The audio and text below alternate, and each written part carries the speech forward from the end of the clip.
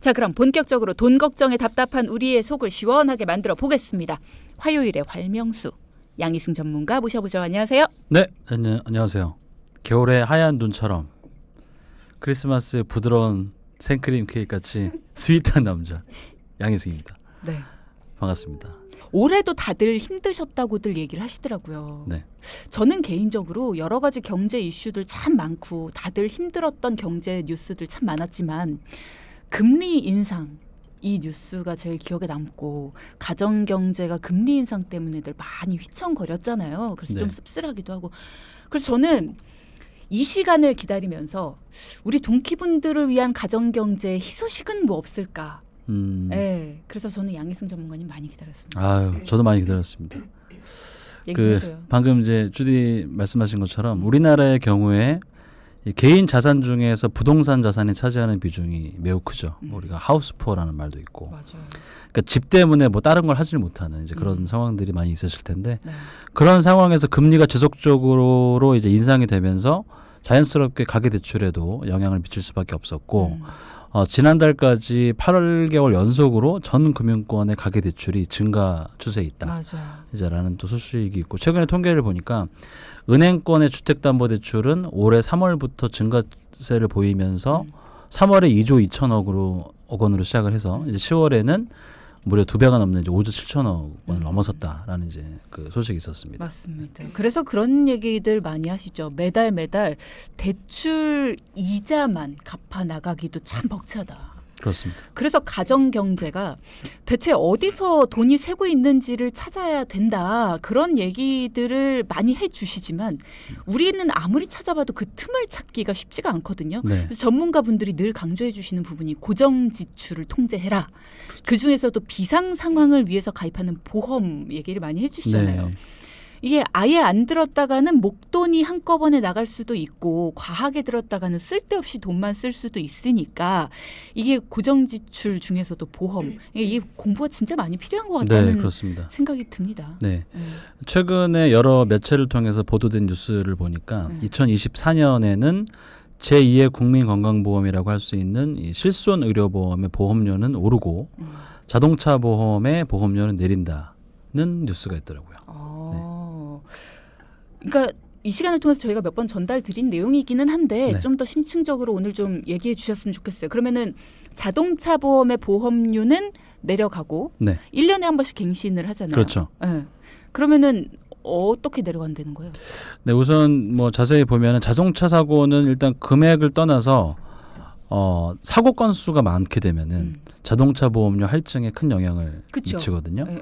예, 1년에 한 번씩 내는 그 보험료에 사실 그동안 업계에서는 자동차 보험의 손해율이 계속 증가를 하면서 일단 가장 큰 부분은 여러 가지 원인 중에 뭐 이들이 있겠지만 자동차가 점점 이제 운전하시는 분들도 많아진 것도 있고 차량 가격도 비싸지고 맞아요. 외제차도 많이 타시고 또 국내 차라고 하더라도 또 차량 가격이 또 비싸지고 하기 엄청나요. 때문에 네. 이제 그런 여러 가지 그 사고가 났을 때 피해금이 크면 아무래도 그런 피해에 대한 부분들은 고스란히 소비자에게 돌아갈 수밖에 없었는데 여러 가지 그 이번에 이제 할인의 이유를 보니까 코로나로 인해서 자동차 운행이 상대적으로 좀 줄었다. 그러니까 사고가 좀 줄었다는 얘기죠. 계속 증가 추세에 있다가 이런 부분들이 손해율에 영향을 미치면서 약간 좀 할인의 그런 효과가 생기게 된 것이고 보험사별로 차이는 있겠지만 이제 2.5%에서 3%의 보험료를 낮추겠다라고 이제 발표하고 있고요. 이제 할인율이 더 크게 크면 좋겠지만 일단은 뭐 작은 희소식이다라고 할 수 있겠습니다. 뭐 3%라고 하면 자동차 보험료 1년에 만약에 내가 100만 원을 낸다. 그러면 3만 원 정도 할인을 그렇죠. 받는 거니까 네. 그래도 뭐 3만 원이면 우리 다 같이 회식 한번 할 수 있는. 그렇죠. 예.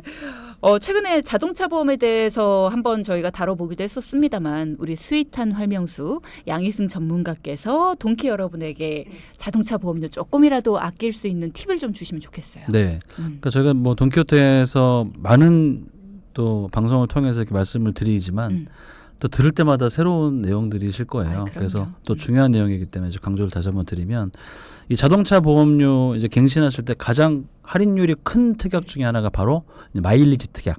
많이 들어보셨을 텐데 뭐 에코 마일리지라고도 하고 이제 보통은 연간 이 자동차 보험을 들고 이 자동차를 몇 킬로미터를 뛰었는지 운전했는지 그래서 15,000킬로미터를 기준으로 뭐 작게는 2%에서 많게는 자동차 보험료의 35%까지도 자동차 보험료 할인을 받을 수 있기 때문에 이 부분은 반드시 챙기셔야 되고. 그러니까 적게 탈수록 할인율이 큰 거잖아요. 그렇죠. 15,000킬로미터 기준으로 이제 뭐 7,000킬로를 탈 수도 있고 10,000킬로를 탈 수도 있고요. 추가적으로는 이제 가정에 태아를 포함해서 만 6세 이하의 자녀가 있으시다면은 여기에 또 최대 14%까지도 할인을 받을 수 있는 자녀 할인 특약 이것도 있으니까 새해에는 이제 이런 부분들을 꼭 챙기셨으면 좋겠고요. 그러니까 이건 조금 다른 얘기인데 그 자동차 보험은 제가 아까 말씀드린 대로 사고 건수에 따라서 할인 할증에 큰 영향이 있다라고 말씀드렸어요. 그러니까 예를 들어서 내가 사고가 일어나서 뭐 자동차 보험을 한 300만 원을 보험 처리했다. 이런 부분이 있을 수 있고 반대로 나는 300만 원은 아니지만 100만 원 정도 처리했는데 뭐 30만 원 건을 한 3건, 4건 처리한 거예요. 이제 이런 분들이 있을 때 이 건수가 굉장히 큰 영향을 미칠 수가 있다. 반대로 금액보다. 예, 그렇다는 얘기인데 최근에 예를 들어서 주차를 하시다가 남의 차를 이제 긁게 되면서 70만 원 정도의 보험 처리를 했어요. 근데 이 사고가 아까 말씀드린 대로 막 그 전에도 작은 사고건들이 있어서 거기에 또 영향을 주면서 이 보험료가 보니까는 30만 원이 또 작년 대비해서 자동차 보험료 30만 원이 오른 거예요.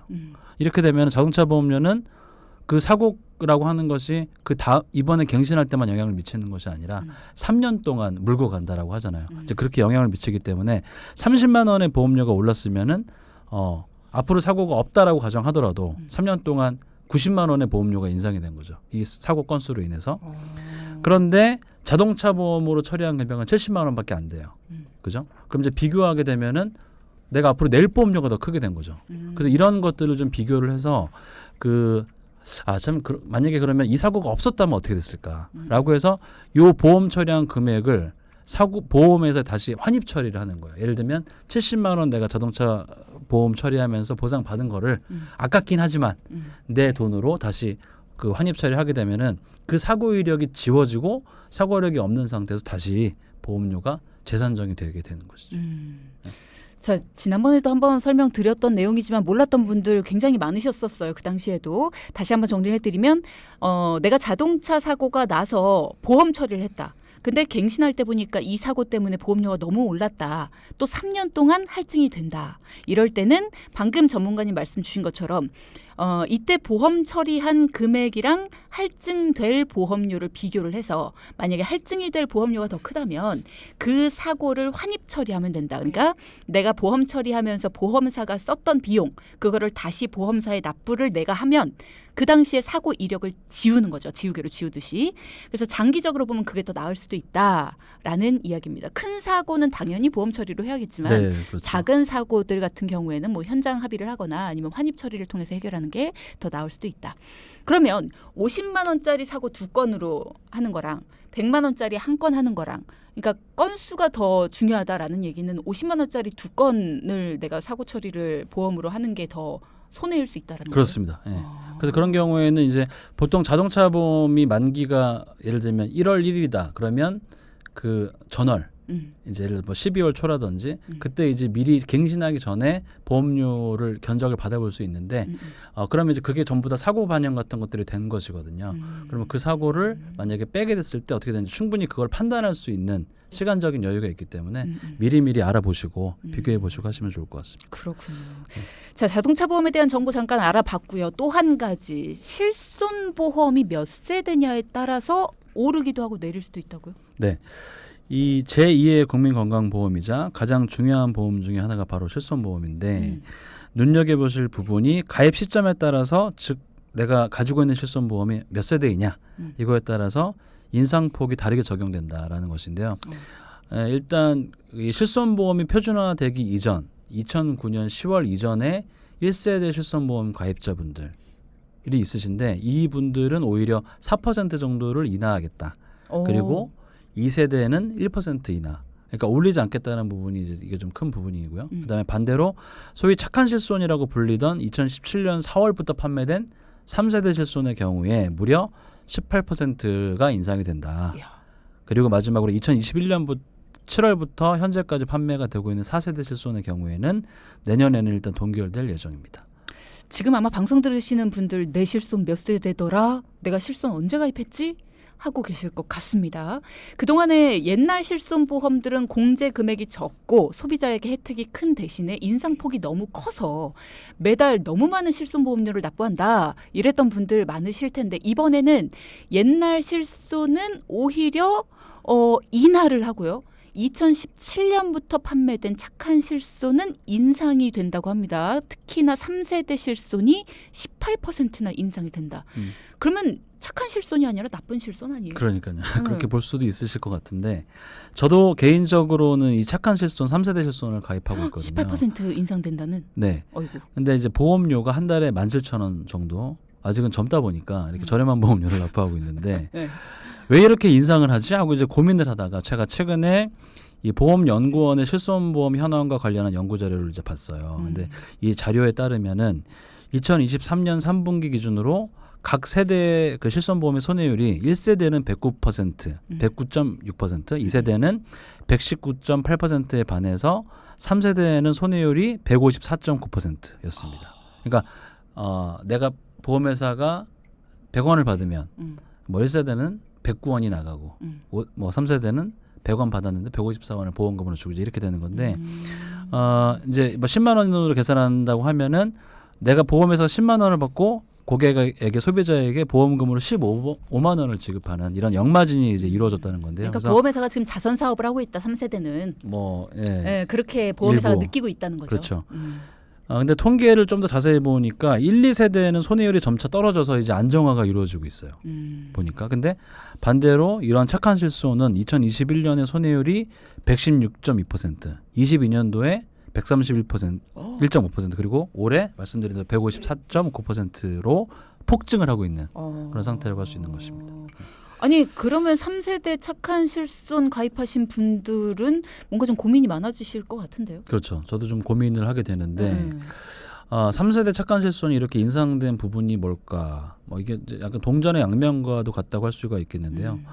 2017년도 4월에 착한 실손이라는 이름으로 이제 실손을 가입하고 싶으셨던 분들은 이제 과거와 달리 옛날에는 나는 실손만 필요했는데 거기에 사망보험금도 가입해야 되고 암진단비도 가입해야 되고 이제 의무적으로 그렇게밖에 판매가 안 됐었기 때문에 실손보험이 최소 뭐 5만 원에서 많게는 20만 원, 30만 원 이렇게 납부할 수밖에 없는 이런 분들이 착한 실손이 출시가 되면서 다 그동안 내가 불필요했던 특약들은 없애버리고 그냥 실손만 다 가입을 하시게 되면서 이제 새로 가입하는 형태이기도 하지만 그냥 갈아타는 형태가 된 거예요. 그러면서 이제 그 1, 2만 원대 굉장히 착한 보험료로 그렇죠. 실손 갈아탈 수 있었던 부분들이 이제 소비자에게 그 당시에는 긍정적인 영향을 준 것인데 이 착한 실손의 보장 내용 중에 대표적인 이 비급여 항목들이 있어요. 도수치료, 비급여 주사제, MRI 촬영 이런 부분들이 반대로 결과론적으로 보면 최근에 보면 소비자의 발목을 잡게 된 것인데 도수치료 같은 경우에는 이제 보장 가능한 횟수에 대한 제한은 물론 있는데 예전에는 이 1, 2세대 가입하셨던 분들이 이제 보장을 10만 원까지 못 받았다라고 하면은 최근에는 이제 보장 한도가 커지게 되면서 공제 금액이 물론 커지긴 했지만 뭐 30만 원, 40만 원, 50만 원 이렇게 받을 수 있는 금액이 더 높아진 거죠. 그러면서 이런 것들이 이제 보험료 인상에 영향을 줬다라고 할 수가 있겠습니다. 전문가님도 착한 실손에 가입 중이시라고 했고요. 네. 앞서 퀴즈의 정답인 이것에 가입 중이다. 내년에 18%가 이제 오른다. 큰일 났다. 네. 근데 현재 내가 젊다 보니 17,000원만 내고 있어서 18%가 오르더라도 한 3,000원 정도가 오르는 거더라고요. 계산을 해보니까. 네. 그러면 실손보험료 2만 원 정도면 뭐 그렇게 많이 내시는 건 아닌 것 같긴 해요. 그러게요. 내년에 착한 실손의 인상률이 높아지지만 17년도 4월에 단독 실손의 형태로 판매가 되면서 워낙 저렴한 보험료 1, 2만 원대 정도로 판매가 되었기 때문에 이제 그런데요. 말씀 뭐 하신 것처럼 18% 인상이 됨에도 뭐 저뿐만 아니라 동키분들도 이제 큰 부담으로 다가오진 않으실 것 같아요. 다만 이 4부에서는 올 한 해를 좀 정리하면서 실손보험에 대한 정리를 통해서 이제 2024년 새해 우리 집 실손보험 그대로 유지하는 것이 좋은지 아니면 4세대로 최근에 판매되는 4세대로 전환하는 게 좋은지 즉 유지냐 전환이냐에 대한 해결책을 제시해 드리려고 합니다. 당신의 선택은 무엇이냐? 빠라밤. 네. 아 역시 이쯤 되면 이제 명쾌한 해답을 좀 주시지 않을까 이런 생각을 했는데 4부에서 기다리고 있었군요. 오늘도 기대가 됩니다. 우리 집 실손 내년엔 어떻게 해야 될까 궁금하신 분들은 쭉 들어주세요. 네. 주디님 진리라는 말 아시죠? 진리. 진리. 예. 진리. 네. 아시다시피 진리는 우리 삶의 인생의 참된 이치, 즉 변하지 않는 참된 진실. 뭐야 왜 그래? 갑자기 철학타령 하는데 왜 그래 갑자기? 예. 무슨 말씀을 드리려고 하냐면 우리 집 실손보험을 유지해야 되냐 아니면 전환해야 되느냐. 그 이전에 이 실손보험에 대한 진리는 바로 실손보험은 무조건 가지고 있어야 되는 보험이다라는 것입니다. 그러니까 실손보험이 일단 뭐 언제 가입한 보험이냐를 떠나서 그렇죠. 꼭 가지고 있어야 된다. 맞습니다. 일단은. 네.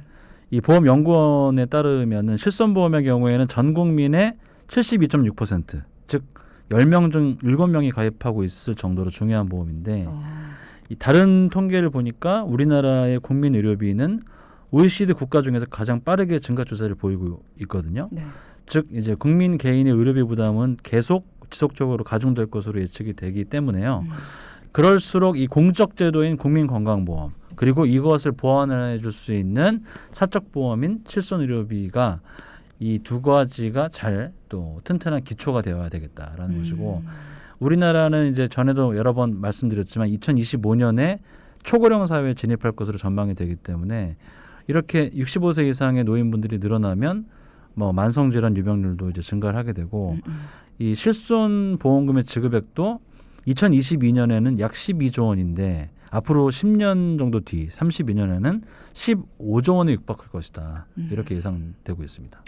통계를 들으니까 실손보험이라는 게 진짜 중요한 보험이구나라는 네. 생각이 들어요. 근데 아무리 좋은 보험이어도 이게 내가 매달 가게를 운영하는 데 있어서 부담이 된다. 그럼 그건 좋은 보험이 아니죠. 네, 맞아요. 그렇다고 해서 또 꼭 필요하다고 말씀을 하시는 걸 보니까 실손보험을 또 포기할 수는 없고. 네, 맞습니다. 그래서 어떠한 경우에라도 실손보험은 꼭 유지를 해야 되는데 말씀하신 것처럼 어떠한 형태로 유지를 하느냐 방법적인 문제만 잘 선택하시면 되고 결론은 꼭 가져가셔야 되는 보험인데 그럼에도 불구하고 실손보험이 이제 1, 2세대 같은 경우에는 많이 비싸다고 느끼실 수 있는데 네.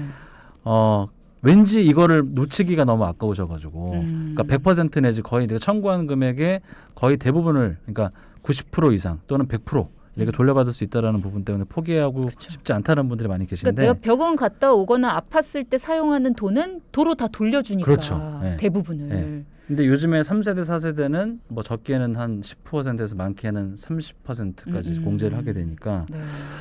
하지만 뭐 그렇다고 말씀하신 것처럼 계속 그거를 뭐 부담스럽게 유지할 수는 없는 상태이기 때문에 상황이기 때문에 첫 번째로 기준을 말씀드리면 이 실손보험과 실손 외 보험의 특약별 보험료를 확인해라. 무슨 말씀이냐면 1, 2세대에 가입하신 분들은 전에 이제 아까 말씀드렸지만 나는 실손만 가입하고 싶었는데 실손 이외에 건강보험 특약들도 같이 가입할 수밖에 없었다. 그러다 보니까 보험료가 비쌀 수밖에 없는데 이제 이런 분들의 경우에는 제 말씀은 이제 실손을 무조건 요즘 걸로 비싸니까 전환해라 이게 아니라 실손 외에 특약들의 보험료는 어떻게 되어 있고 보장 내용은 어떻게 되어 있는지 판단하셔가지고 좀 거기서 불필요한 것들이 있으면 그 특약들을 좀 감액하거나 또는 삭제해서 그 실손만 그대로 최소한 그 실손만 유지할 수 있는 그런 형태로 가져가시는 게 도움이 되겠다라는 말씀입니다. 그렇군요. 만약에 내가 1세대나 2세대 실손을 가지고 있다. 너무 비싸다. 근데 내가 이 혜택을 포기를 못해서 계속 가지고는 가고 있는데 이제 거의 한계에 이르렀다 하시는 분들. 네. 그러니까 단독 실손의 형태가 아닌 뭐 내가 원하지 않았던 진단비라든가 뭐 사망보험금 뭐 이런 것까지 의무적으로 가입을 해서 실손보험 유지에 부담이 되는 분들은 내가 유지할까 전환할까 그 기로에 서 있다 하시는 분들 일단 결정 내리시기 전에 전문가와의 상담을 통해서 상대적으로 가성비가 떨어지는 특약들 그런 것들을 일단 조절을 해서 기존 실손을 그대로 유지하는 것이 대안이 될 수가 있다. 생각보다 많이 다이어트가 된다. 그렇죠. 이런 얘기 해주셨습니다. 네. 그렇다면 3세대나 4세대 분들은 어떻게 해야 될까요? 네. 3, 4세대 분들은 제가 방금 말씀드린 1, 2세대 실손 가입자분들이 하는 고민을 이미 예전에 하셨어요. 그래서 맞아요. 이제 전환을 하신 건데 3, 4세대 실손의 특징은 단독 실손 보험의 형태이기 때문에 보험료가 저렴하고 대신 단점은 1, 2세대에 비해서 공제 금액, 즉 보험금을 청구했을 때 보험회사가 제하고 제한은 그 부분이 급여의 경우에는 뭐 10에서 20%, 비급여는 20에서 30%로 크기 때문에 이런 게 좀 단점이긴 하죠. 네. 이제 아까 말씀드린 제 개인의 어떤 실손보험료는 3세대 실손이 17,000원인데 중간에 아까 그 통계를 보니까 뭐 18%를 인상한다 이런 얘기가 있잖아요. 근데 사실은 지금 보고서 판단한다라는 것보다 좀 길게 보시는 게 좋을 것 같고 4세대 실손도 지금 당장은 안 올리지만 분명히 이것도 이제 올라갈 거거든요. 예. 그래서 그런 부분들까지 감안했을 때 3, 4세대 발음이 안 돼.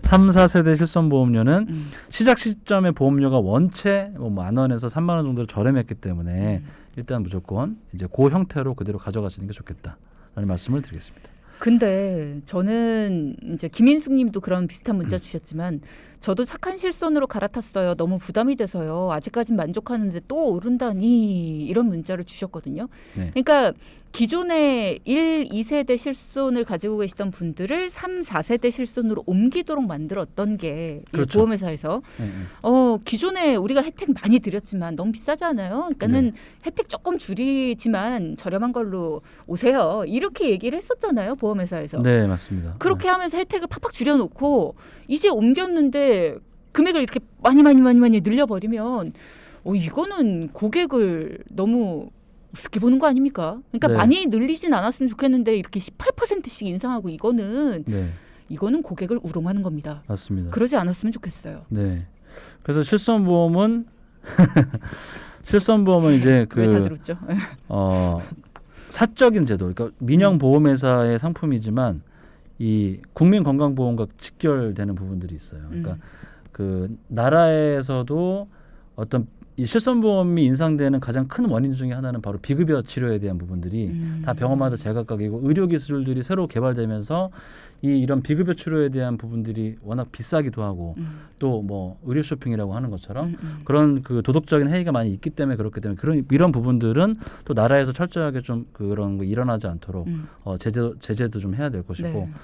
보험사도 마찬가지로 또 거기에 편승해서 무조건 올리는 것이 아니라 그쵸. 합리적인 그런 부분들을 통해서 고객들이 좀 아무리 18% 뭐 정말 큰데 이성적으로 이렇게 느낄 수 있도록 그렇게 해야 되겠다는 생각이 듭니다. 지금이야 저렴하니까 18%가 3,000원이지. 조금 비싼 분들한테 18%면 엄청 크거든요. 네, 맞아요. 나중에 이거는 굉장히 큰 논란이 될 수 있을 것 같다는 생각이 드네요. 자, 그러면 1세대, 2세대 실손, 그리고 3세대, 4세대 실손 각각에 대한 해법들 제시를 해주셨는데 조금만 더 팁을 주신다면요. 예, 마지막으로 일단 그 현재 가입 중인 실손보험의 유지 여부에 대한 상담 요청을 주실 때마다 제가 강조드리는 부분 중에 하나가 이 실손보험에 대한 나만의 제한선을 두는 것이 좋다. 제한선. 그러니까 경제적인 보험료적인 그런 제한선. 실제로 실손보험 청구를 해마다 꾸준히 하시는 분들 또는 과거에 뭐 중증 질환이나 수술 경험이 있으신 분들은 현재 실손이 10만 원, 20만 원 비싸도 유지를 하시려고 하거든요. 네. 근데 반대로 이제 나는 실손보험 가입하고 한 번도 청구한 적이 없다라고 하시는 분들은 보험료를 뭐 3만 원, 5만 원 내도 왜 이렇게 비싼지 이게 그렇게 느끼실 수밖에 없는 거예요. 그래서 매달 나가니까. 네. 개인별로 상대적인 기준에 따라서 어떤 분들은 20만 원이라고 해도 아깝지 않고 어떤 분들은 5만 원짜리 실손도 아깝게 느껴지시는 거라고 할 수가 있겠죠. 네, 진짜 그 기준을 잘 생각해서 전문가와 좀 꼼꼼히 얘기를 나눠보는 게 중요할 것 같아요. 네.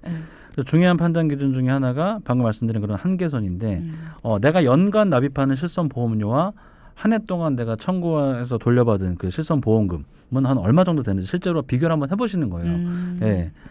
제가 이제 상담하다 보면 거의 한 50만 원, 그러니까 계속 만성 질환을 앓으시는 분들도 50만 원 넘으시는 분들은 거의 안 계세요. 네. 청구해서 받은 돈이? 그렇죠. 아주 큰 어떤 말씀드린 대로 뭐 그런 것들이 있지 않고서는 이제 물론 그 지금까지는 건강해서 청구한 적이 없지만 앞으로는 내가 반대로 청구할 일이 좀 생기지도 않겠냐 이렇게 반문하시는 분들 계실 텐데 그럼에도 불구하고 저는 이 실손보험료에 대해서는 내가 실손보험료로 납입할 수 있는 선을 정하고 그게 만약에 뭐 1세대든 4세대든 관계없이 만약 그게 예를 들어서 10만 원이다. 이런 선을 정하고 10만 원이 이제 그 이때까지 현재 실손을 유지하다가 그 선을 넘어가면 그 당시에 판매되는 이제 미래 판매된 실손으로 전환하는 것을 고민하라 이렇게 말씀드리고 싶습니다. 맞아요. 실손보험을 마치 홈쇼핑처럼 생각하시는 분들이 있어요. 네. 이거 더 이상 판매 안 되는 겁니다. 이렇기 때문에 1세대, 2세대를 포기 못 하시는 분들도 네, 있거든요. 그렇죠. 근데 지금 이제 더 이상 판매 안 되는 좋은 상품이라고 하더라도 내가 낭비를 하고 있다. 내가 청구하는 것보다 내고 있는 게 더 많다면 그거 낭비잖아요. 네, 맞습니다. 그게 내 돈 흐름에 큰 구멍이 되는 겁니다. 자, 여러분 실손보험료에 대한 나만의 보험료 제한선 이런 것들 따져보시고 작년에 내가 청구를 얼마나 했지 이런 것들도 한번 따져보셔서 한번 나만의 제한선을 좀 그려보시는 거 필요할 것 같습니다. 네, 여러분의 궁금증 해소해 보겠습니다. 2012님께서 실손이 인하될 수도 있군요. 손해율을 따져서 인하가 된다는 건 암보험 갱신형도 청구를 안 했다면 보험료가 인하될 수 있는 건가요? 인하될 수 있는 갱신형 보험들에는 어떤 게 있나요? 궁금합니다. 네, 이제 일단은 모든 보험들이 지금까지는 내가 청구한 금액이 있고 없고를 떠나서 계속해서 이제 인상이 됐었어요. 그러니까 할인 적용은 해주지 않았는데 4세대 실손이 출시가 되면서 개인의 그 비급여 청구 금액이 연간 얼마냐에 따라서 할인을 해주는 이제 그런 제도가 도입이 된 거죠. 그러니까 자동차 보험처럼 자동차 보험은 다 개인에 따라서 심지어 뭐 차량이 똑같더라도 같은 차고 가액 경력이 같아도 사고에 따라서 금액이 다른 것처럼 그것도 똑같은 거거든요. 근데 현재 출시되는 보험은 말씀하신 것처럼 뭐 그런 그 4세대 실손을 제외하고는 이제 갱신형 보험들이 많이 있는데 뭐 암보험을 이제 가입하셨다고 하더라도 그게 뭐 내가 사고가 없어서 할인되고 그렇진 않아요. 그거는 이제 그 4세대 실손을 제외하고는 그 회사 상품의 손해율과 뭐 사업 비율, 위험률 이런 거에 따라서 이제 바뀌는 거, 즉 내가 컨트롤할 수 없는 부분이다라고 말씀드릴 수 있겠습니다. 그럼 모든 갱신형 보험은 다 인상된다. 그러니까 확률적으로 인상될 확률이 높다라는 거죠. 그러니까 이제 가장 큰 부분 중에 하나가 보험료를 구성하는 것이 연령에 대한 증가분. 그리고 이제 두 번째가 방금 말씀드린 뭐 위험률과 이런 그 손해율, 사업 비율 이런 부분들인데 비용은 계속해서 물가가 오른 것처럼 비용이 증가되기 때문에 갱신을 할 때는 보험료가 올라갈 수밖에 없는 이제 그동안 이제 그렇게 역사적으로 보면 그렇게 되어 왔었는데 근데 제가 지금까지 뭐 저도 오랜 시간 동안 상담하면서 이렇게 상품들을 잘 이제 연구하다 보면은 보험료가 갱신형들은 조금이라도 올라가지 이렇게 4세대 실손처럼 앞으로 그렇게 사람에 따라서 청구 금액에 따라 달라지고 이러지는 않더라라는 겁니다. 그렇군요. 뭐 새롭게 출시되는 게 어떻게 될지 모르겠지만 기존의 것들은 다 인상이 되어 그렇죠. 왔다. 대부분 그렇게 그렇군요. 될 수밖에 없는 구조입니다. 자, 이렇게 여러분의 궁금증 해결해봤습니다. 오늘 포인트 짚어보겠습니다. 첫째, 네, 우리 집 실손보험. 새해에는 우리 가족에게 맞는 실손보험을 찾아보자. 네, 둘째, 자동차 보험. 자녀 할인부터 마일리지 할인, 사고 이력 관리까지 보험료를 줄일 수 있는 방법을 총동원하자. 네, 지금까지 경제사이다 양희승 전문가와 함께했습니다. 고맙습니다. 네, 감사합니다. 방송 중에 상담해드리는 내용은요, 청취자 여러분의 올바른 투자 판단을 위해 참고로 드리는 말씀입니다. 금융상품 가입이나 해지 같은 판단은요, 스스로의 책임으로 결정하셔야 한다는 점 꼭 기억하시기 바랍니다.